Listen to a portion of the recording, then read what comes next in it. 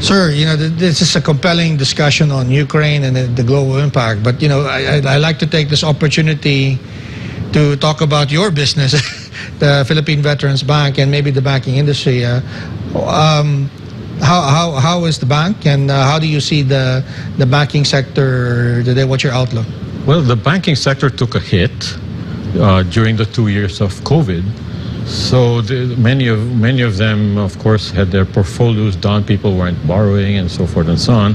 So they had to have, in a sense, a holding pattern, and hope that things brighten up sooner rather than later. Fortunately, after about 2 years of holding pattern, things have blossomed. Okay.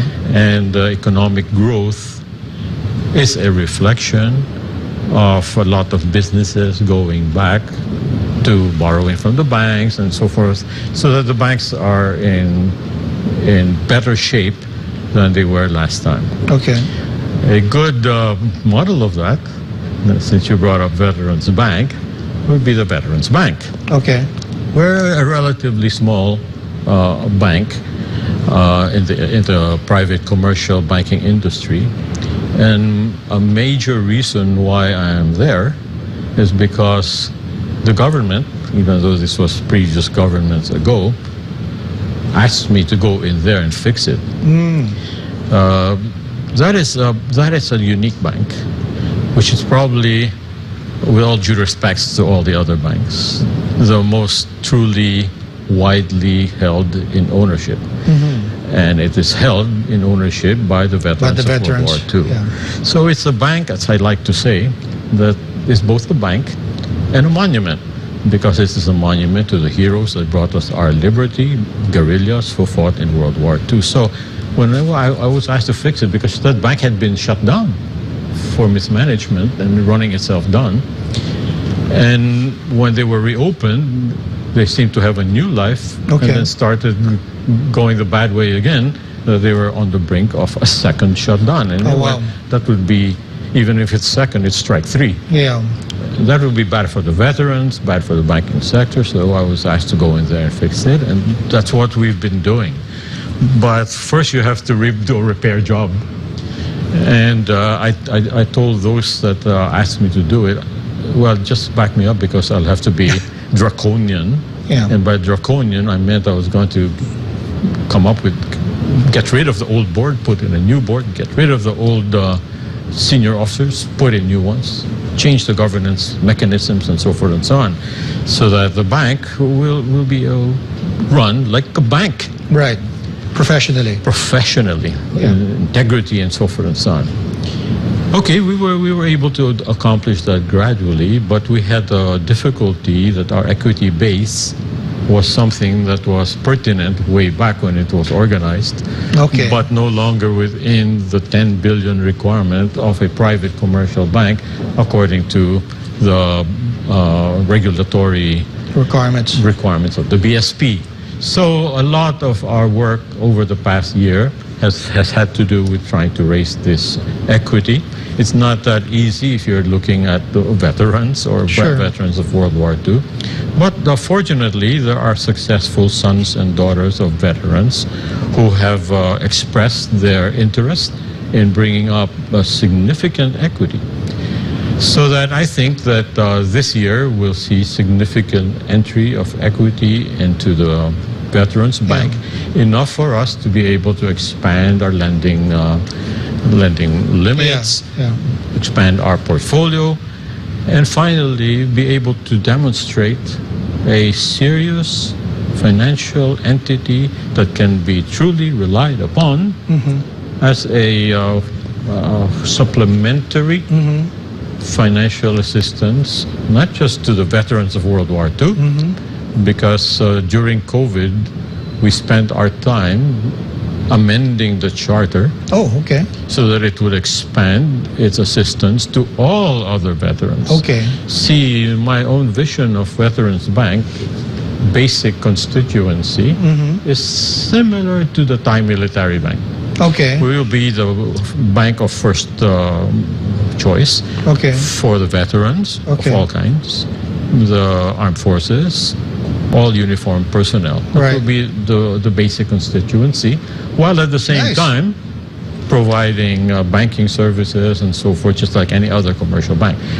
Beyond that, we will also try to be helpful in the government's idea of financial inclusion. That's why when I joined the bank, one of the things I asked, how many branches do you have? And I think they said 60, thereabouts. And I said, good, because Okay. I don't think the wave of the future is to have more and more brick and mortar branches. Okay. The wave More of the future digital. for banking is digital. Okay. Now, fortunately, we're not the only ones looking at it that way. Yeah. And the entire banking sector of the Philippines is strengthening itself by means of absorbing new technology and making it easier to transact, making it easier to push for financial inclusion, and being able to provide the kind of financial resources that the public needs. Now, let me have an aside here in the sense that the private banking system, I think, is vibrant, doing a good job, but there are gaps in financing in the entire economy, particularly when it comes to long-term financing for, say, infrastructure and large industry and agriculture financing. Yeah.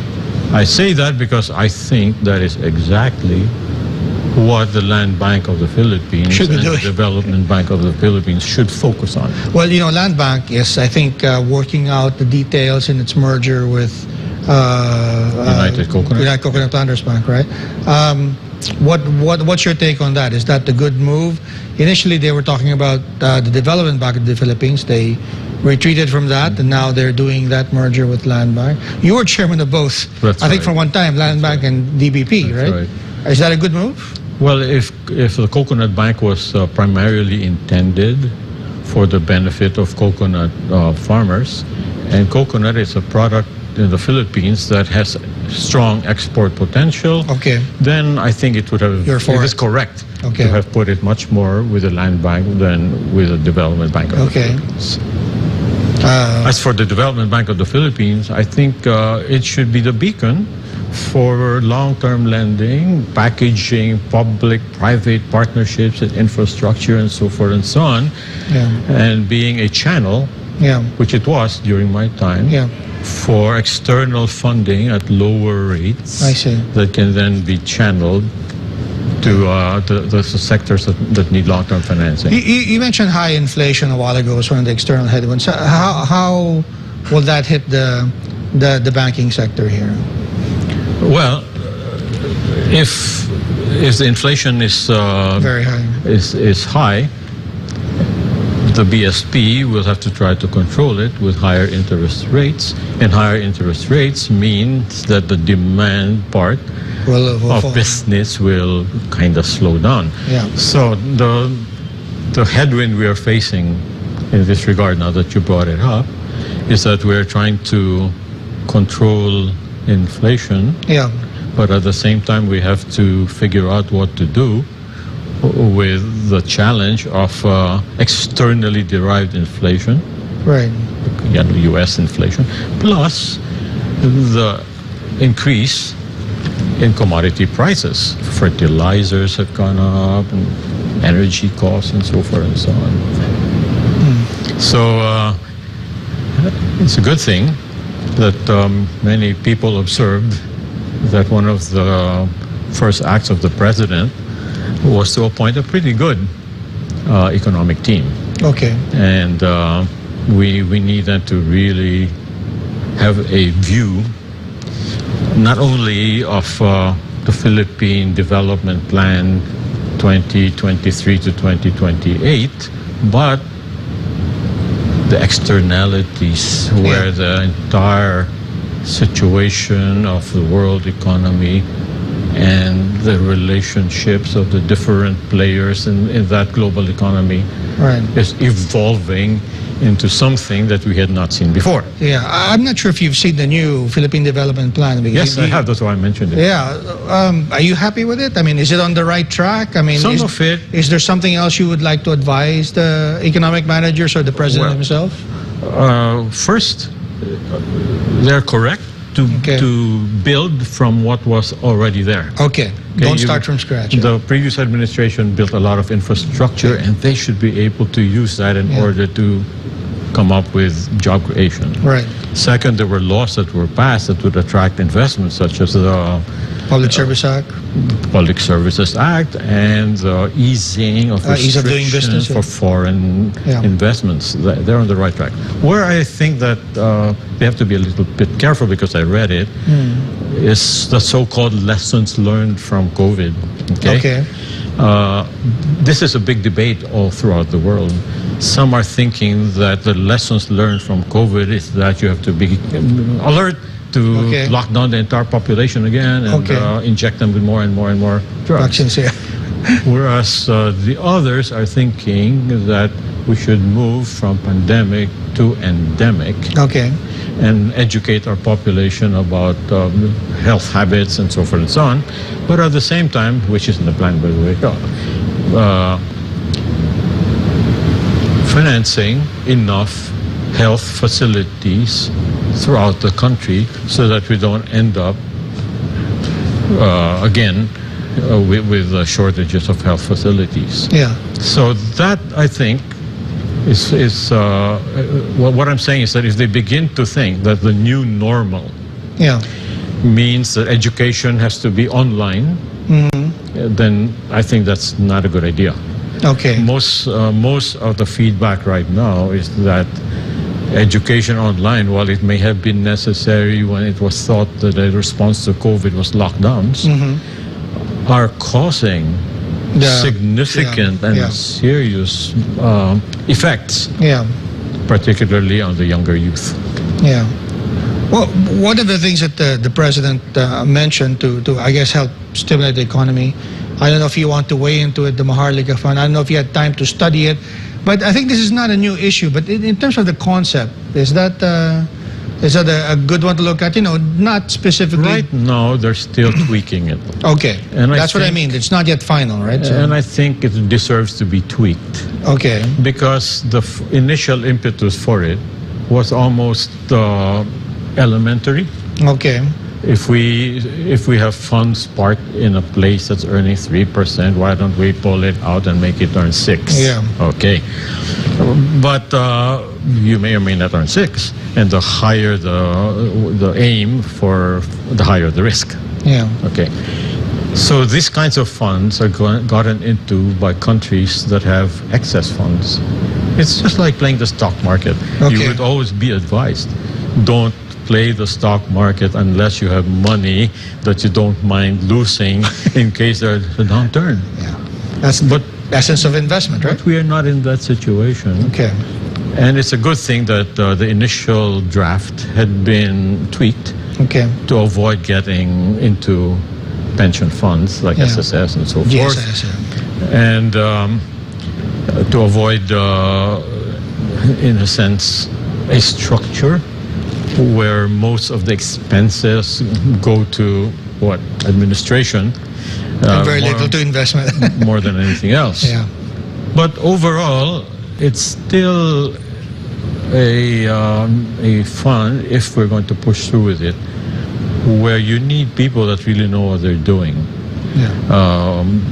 Because you're going to be playing financial games, in a sense, in a hope that the returns would be high.